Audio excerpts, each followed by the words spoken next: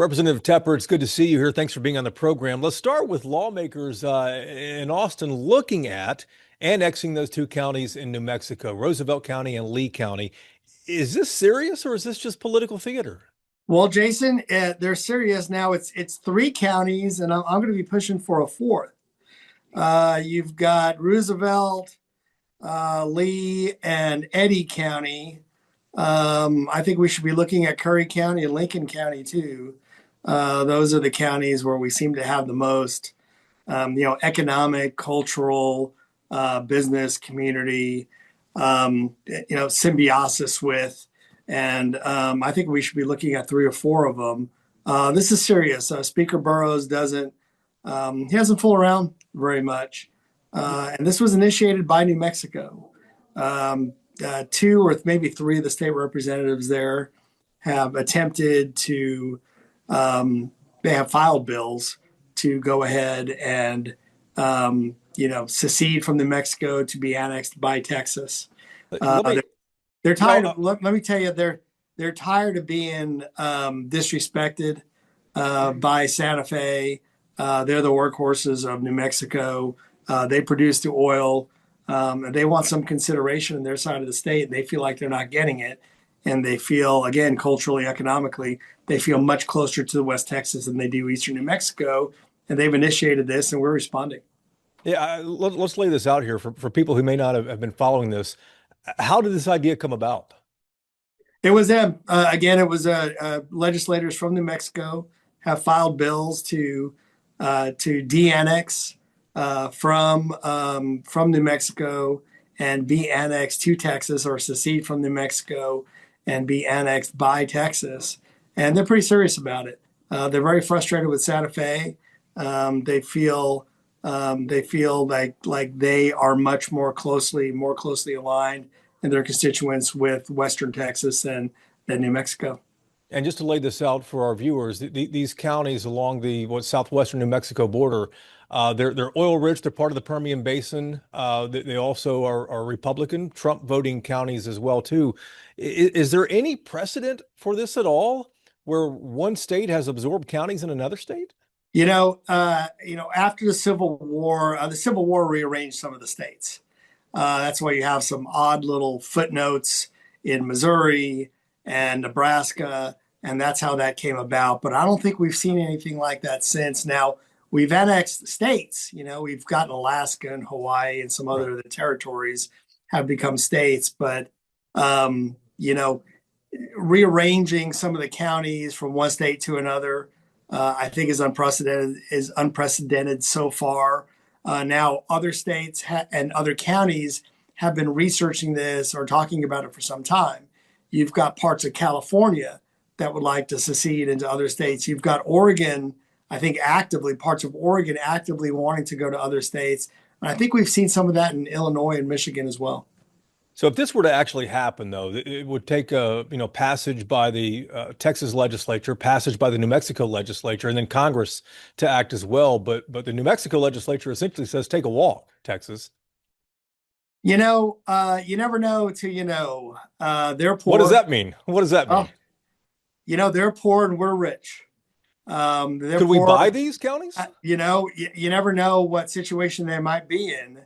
And, everything seems to have a price in this world.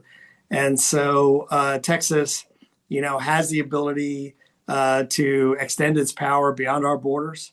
And you never know if there's a deal to be cut with New Mexico. And if there is, look, the committee that's been formed has just been formed to look at this. And I don't think it's an outlandish possibility. My business in Lubbock, I'm in New Mexico all the time. A lot of my colleagues in my business and other businesses are in New Mexico all the time. I've had business people and I've had elected officials in New Mexico begging us, developers in Texas, to develop single-family housing and multifamily housing in Portales, Eunice. They can't seem to get it done in those towns. Texas developers are reluctant to go into New Mexico because it's a union state. It's a liberal state. They're not treated very well when they go there. But if they were part of Texas, those towns might just get what they need. Can you explain what's going to happen during the interim here before the legislature reconvenes next year? Do you expect the committee to come up with a draft legislation, recommendations, a report? What's going to actually come out of this? It'll be recommendations to see if it's realistic or not.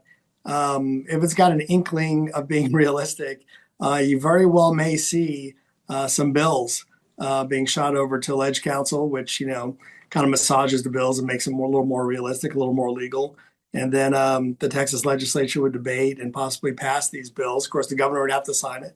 Yeah. New Mexico would have to be a willing participant, but you never know. There might be a reason they would like us to take those counties, or a way for us to obtain these counties, and then Congress would have to act as well. One of the other things the speaker has asked lawmakers to study is the impact of no longer actually having the physical penny anymore in production. You chair the House Select Committee on State and Federal Relations. What do you expect the impact of no longer having the penny to actually be on local governments? Well, we don't know yet. We're going to study that. As a matter of fact, I had a conversation with my tax assessor collector in Lubbock County. They're going to have a panel in June about this issue. Would it be better to round up, round down? As a conservative, of course, I'd like to have people keep more of their money, even if it's just a quarter of a penny. So we're going to look at the fiscal impact on the counties, the Department of Motor Vehicles, TxDOT in some cases, because we're not making the penny anymore. Do we round up? Do we round down? They've got no policy on that right now, and they're requesting that the state adopt the policy. It seems most transactions today, though, are electronic or on paper, that people don't actually, move the penny. So I'm just curious, why does it matter whether the penny's in production or not for most of these transactions that actually happen? If I pay, $60.21 as opposed to 60.25. Apparently they come up with an odd amount sometimes when it's a percentage of something. So, and one of the considerations might be, Jason, that we go that you can't pay in cash anymore. You'll just have to use a credit card or a check.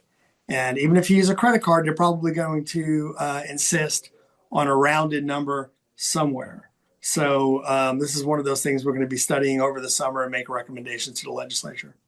Lawmakers are also going to be studying and taking a close look at data centers. We have seen all across the state, especially in rural parts of the state, where folks are concerned that these data centers are coming in and will be consuming a lot of electricity, a lot of water. What's the concern like that you've seen so far, and what could the legislature potentially do?